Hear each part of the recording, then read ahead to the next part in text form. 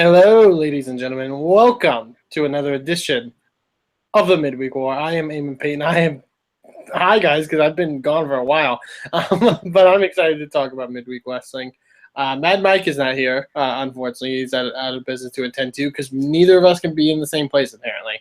But the voice you hear in agreement joining me this week to talk about Midweek Wrestling, Bobby F. J-Town. Bobby, how are you?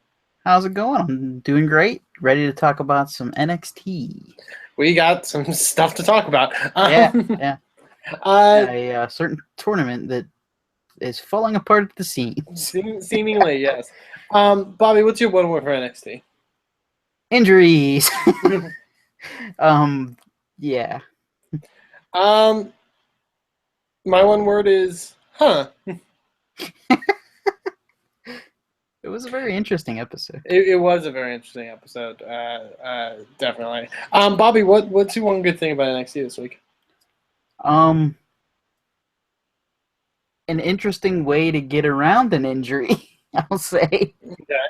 Okay. Turning the tournament, that one tag team match, into a singles match to move on. That's different. Yeah, it was very different. Yeah, I guess I can transition to my good, because my good is actually the match between Shane Thorne and Roderick Strong. Yes, my good this week is a Roderick Strong match.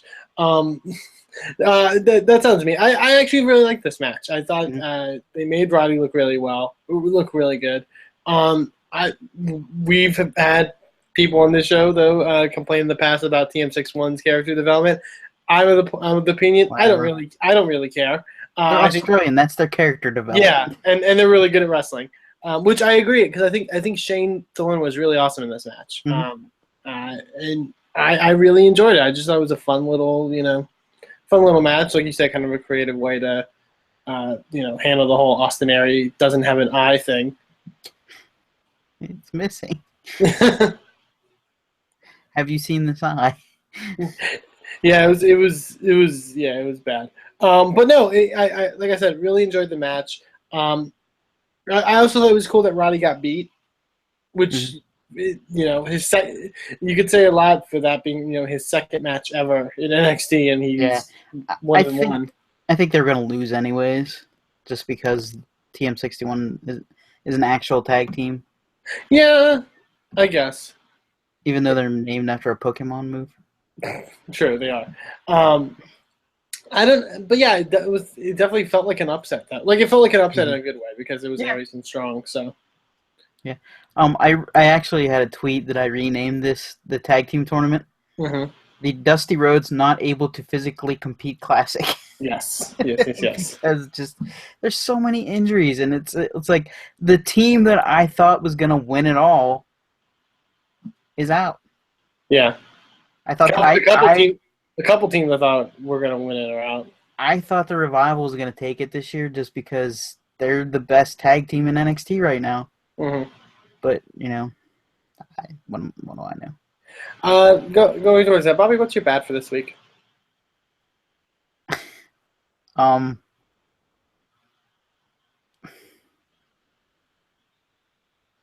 don't know necessarily. I don't really necessarily not like these guys, but I'm gonna go with Toka and Razor. Toka and Razor from the Ninja Turtles movie, Secret of the Ooze, because they're babies. Paul Ellering is their super shredder. Okay, that's fair. They're like Toka and Razor before they ate the mutagen. If that makes sense to you. References, not really, but okay. all references to the 80s film or 90s film, Teenage Mutant Ninja Turtles 2, The Secret of the Ooze, in which they take baby animals and turn them into just giant mutants to go after the Ninja Turtles. That's basically what the authors of Pain are. They're babies. They're babies. Yeah. I think they've improved. They've come a long way. They're learning. They're to me, what us on the show have complained about TM61, I kind of complain about the authors of Pain, because to me, TM61 doesn't need more character development other than they're Australian. They're really good at wrestling. Yeah, I think that's fine. The authors of Pain kind of do, because they're But then again, they have Ellering as their mouthpiece, but he really doesn't But talk Ellering much doesn't either. really talk. Is Yeah, the thing. he's kind of mysterious and just, we'll answer that question next week. It's like, you've been here since May. Okay. Yeah. It's like that party. It's that party guest you invite that doesn't leave or do anything. Yeah. We'll keep waiting, I guess. But I thought the match with Jose and with Swan was fine enough. I will say this: I thought the 2 San Jose matches were better than the 2 Full Sail matches. Yeah. In fairness, Full Sail kind of got gypped, but whatever. They're crap anyways. that's They're fair. spoiled. My bad for this week. How can I put this? We're in 2016, and Sawyer Fulton just pinned Kota Ibushi clean. Yeah. Well, it's kind of underhanded, but yeah, kind of clean a little bit. And really quickly. Yeah. Like the match wasn't. I think the match was another, maybe 10 minutes. I think it was another. You aren't signed here, so we're gonna job you out, pretty much. Yeah, but this whole tournament, yes, they've had injuries that have caused issues, but I also think it's just been booked kind of weird. And I think they're trying to make Sanity into something, which is good because they need a stable. Well, which I agree, but I think they've kind of booked themselves into a corner in a way. Nikki Cross is too crazy. Well, also like this match in particular, I think showed that, but also like you've got Sanity, who you want to put over strong, and you've got the Authors of Pain, who you want to put over strong, who are somewhat similar. Yeah, they're gonna have to lose eventually. Yeah, and unless you can, a Sanity Authors of Pain final doesn't sound appealing. I think Sanity might take themselves out, like Nikki Cross did. Maybe they'll cross the line too much and get disqualified. Hashtag TNA. Yeah, that's what I think. Yeah, I agree. But yeah, Sawyer Fulton beat Kota Ibushi. Mm-hmm.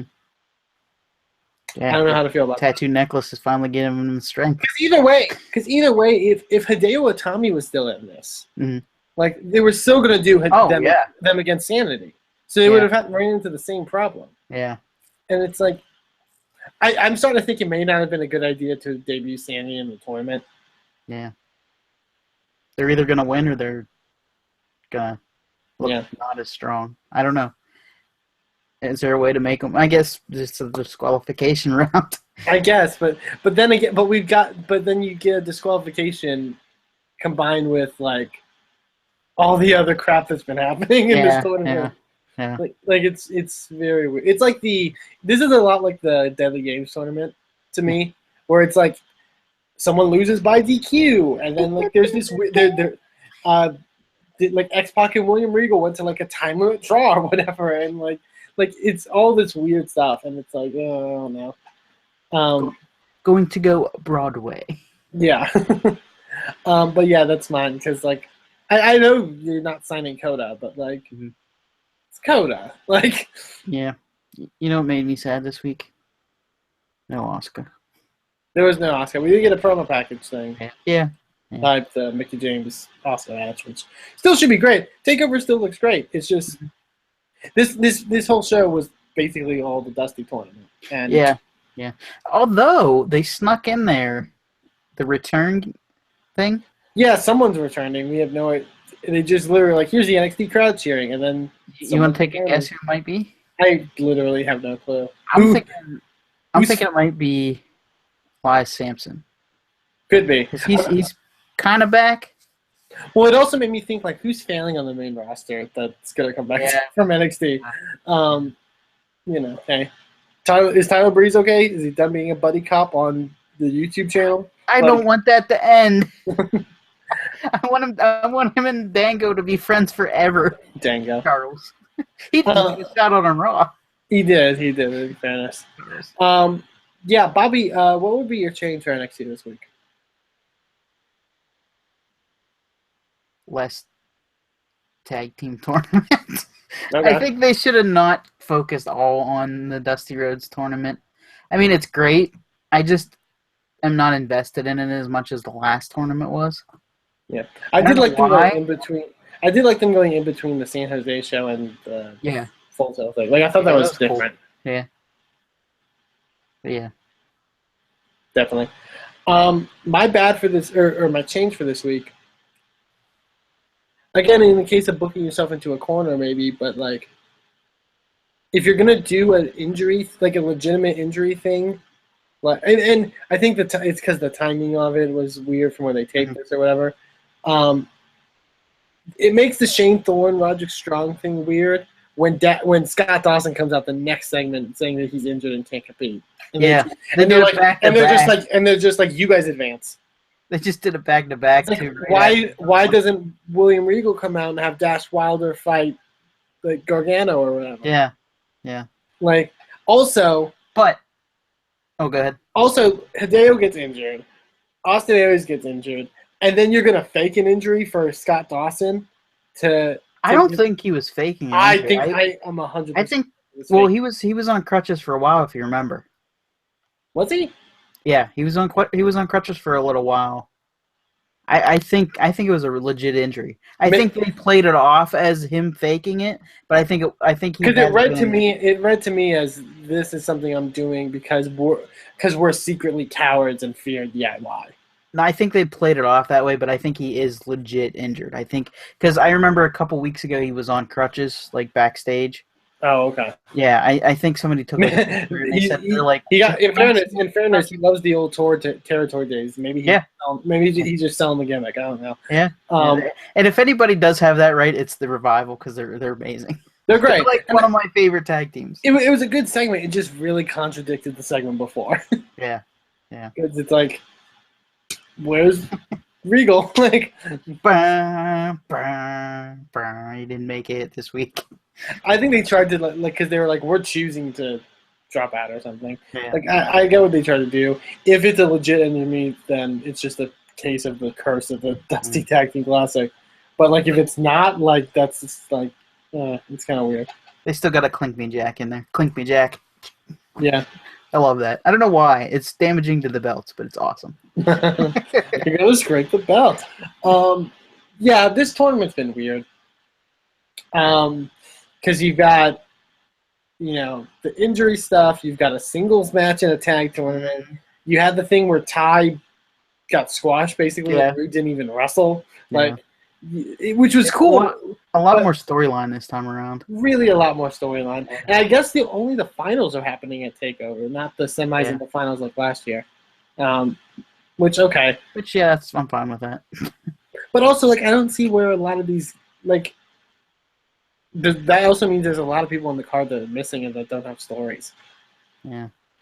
Like, which is kind of weird to me. But hey. For the sake of make stories out of this tournament, like. They could. Yeah. Like, I fully expected Dash and Dawson against Gargano and Ciampa again. But yeah, but I guess maybe that's not happening. Maybe. But yeah, we'll see. Takeover, we have technically 4 matches, and it's still looking good. So, I mean, it's still going to be a great Takeover. But it's Takeover. It's always going to be good. Yes, that's fair. That's fair. But yeah, that's NXT for this week. Bobby, where do you rank NXT of the 2 shows that you watch? Because one of the shows just ended, and we're not reviewing it tonight. Yeah, and I don't know what that is. We may review it tomorrow, pending legal whatever mumbo jumbo. I would put NXT second just because not enough like regular NXT-ness. Yeah. That's fair. Still good. Yeah, I agree. I'm gonna rank it number 2 this week, which I haven't been on past episodes of the show, but of NXT and Lucha, they've been really close the last couple weeks. I think this is the first time where Lucha's really edged out NXT significantly. But yeah, it's just this whole classic thing. I kind of wanted to be wrapped up with and move on to other stuff, unfortunately. But hey, what can you do? So yeah, Bobby, where can people find you on the internet? They can find me at Bobby F. J Town. Not this coming weekend, but next weekend. We're doing our Extra Life Marathon. You can watch us on Facebook Live, probably. My Twitch stream, which is Grandmaster 60, which is an old wrestling theme name. I'm assuming you don't have to explain it to the people watching the show. Yes, and thebossbattle.com, thebossbattlepodcast.com. Awesome. And you can find me on Twitter at Eamon2Please. You can also check out the wrestling promotion I'm involved with, Inspire Pro Wrestling, over at InspireProWrestling.com, our next event on December 18th in Austin, Texas. Be sure to go check it out. And yeah, for Bobby F. J. Town, this is Eamon Payne, and this has been the Midweek